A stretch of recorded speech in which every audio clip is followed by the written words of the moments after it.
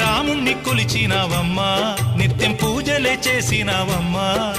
గూడు చెదిరిపాయ గుండెల విసిపాయ గూడు చెదిరిపాయ గుండెల విసిపాయ కొలిచిన రామయ్య కొండ దిగిరాడాయే వందనాలమ్మా అమ్మా వందనాలమ్మా